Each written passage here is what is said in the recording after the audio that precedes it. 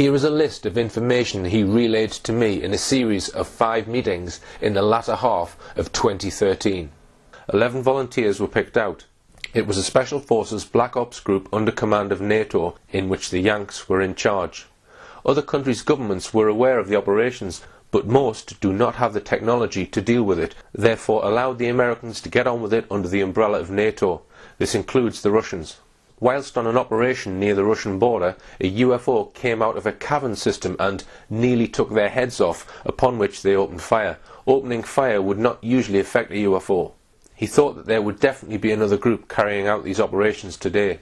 The operation in Brecon Beacon, where the 2 bodies were discovered, was on Talibant Mountain. The military have secret systems based on a laser that can bring down UFOs. There are 8 around the world that he knew of, 2 in the UK, 1 in Germany and a few in the US. It disables or interferes with the propulsion of the UFO and causes them to come down. The military had an idea roughly as to where and when the UFOs were appearing and would send their team out in advance of firing this weapon. Once the evidence is secured, another totally separate team would come to the site. This could take days.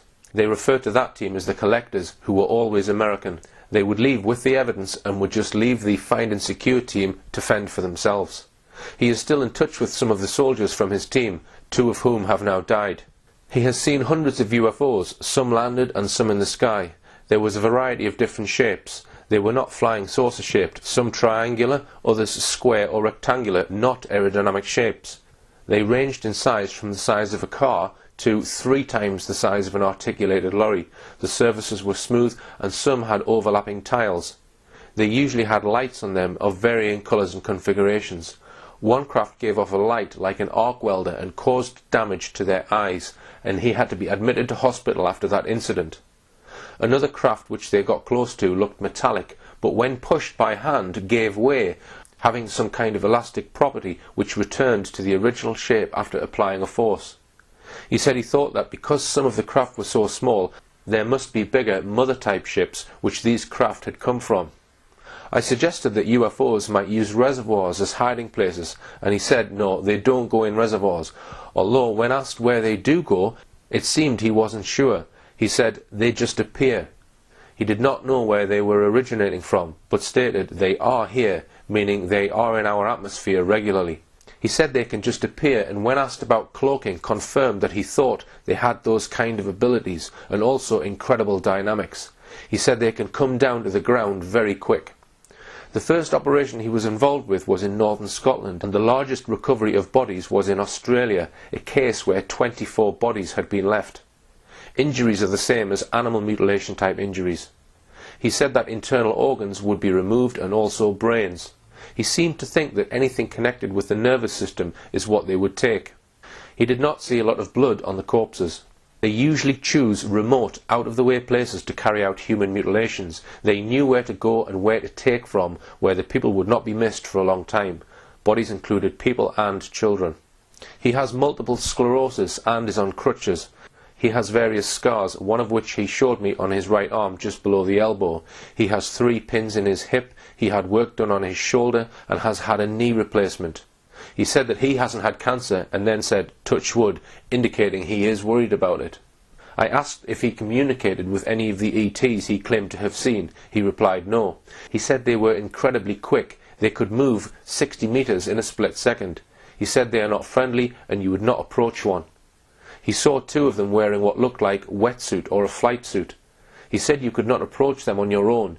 You needed cover because they were so quick. He said he witnessed 3 distinct types of ETs on these missions.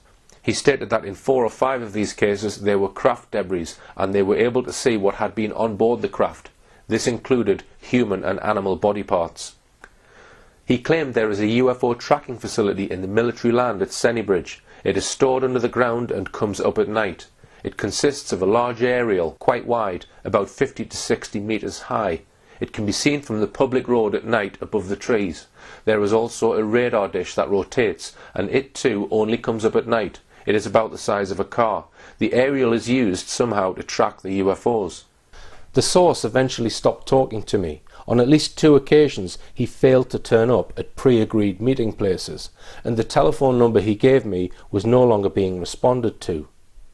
Since making the film, I have gathered some more information.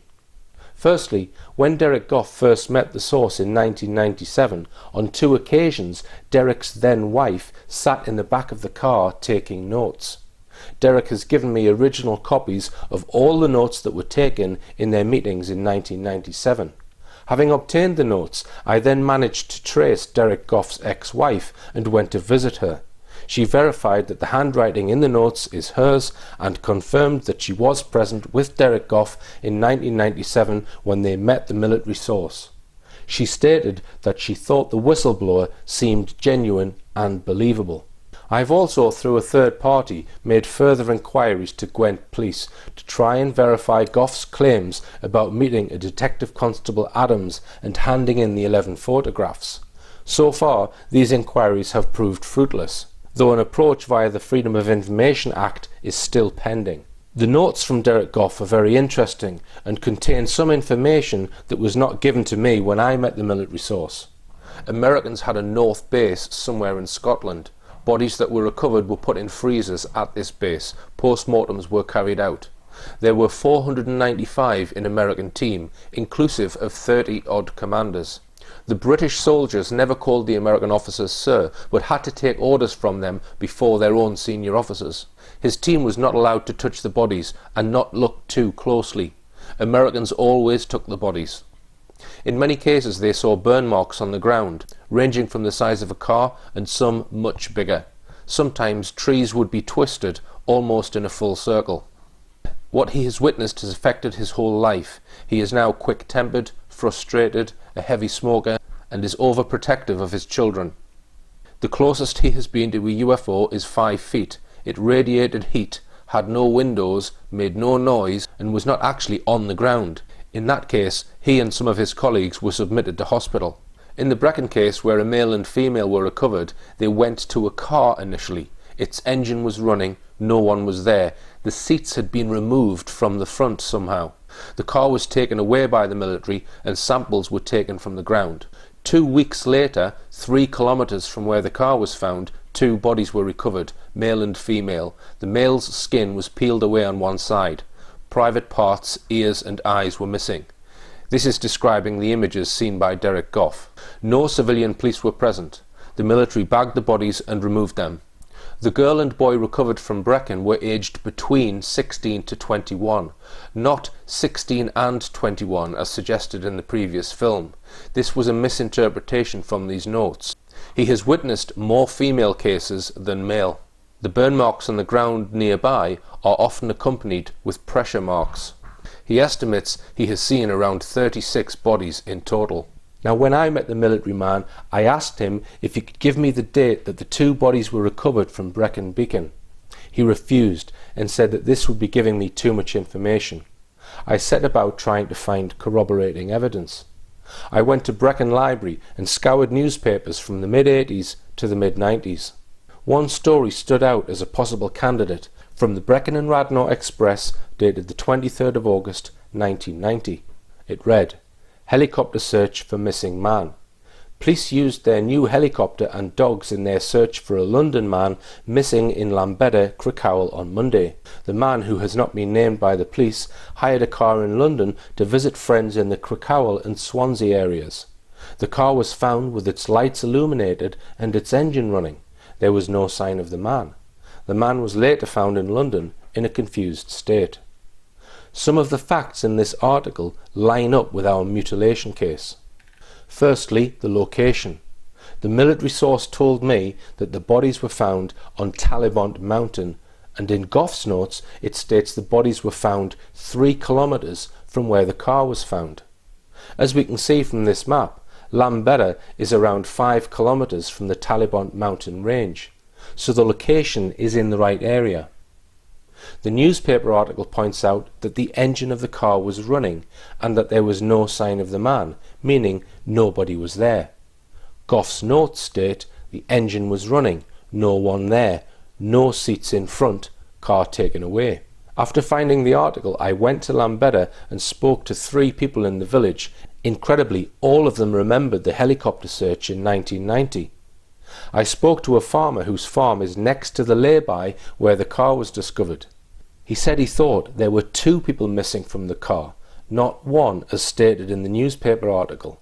He also said he believed that no one was ever found in connection with the empty car. It seems, from speaking to this farmer, that a little white lie may have been inserted into this story about the car belonging to a man from London who was later found in a confused state. If a man was found alive, why is the man not named? And why would they conduct a helicopter search of the mountains just because a man left his car with its engine running? It seems a bit drastic. How did they know he was not in the nearest pub, for example? This part of the story does not ring true and looks like it may have been given to the media to cover up the abduction of the young couple from the vehicle. We have another case which corroborates that the military have removed vehicles from that region. We know about a case in Langunada. He witnessed a UFO, and after the incident his car was covered in a white dust. The military actually took his car off him and gave him over £4,000 in compensation. This was at Langunada, which is in between the 2 locations of Lambeda and Talibant Mountain. So we do know that the military remove vehicles in connection with UFOs in those regions. Now, I'm not 100% on this, but if we assume this newspaper article is speaking about the same incident that the military source informed both myself and Derek Goff about, it means the mutilated couple met their fate on the 20th of August 1990.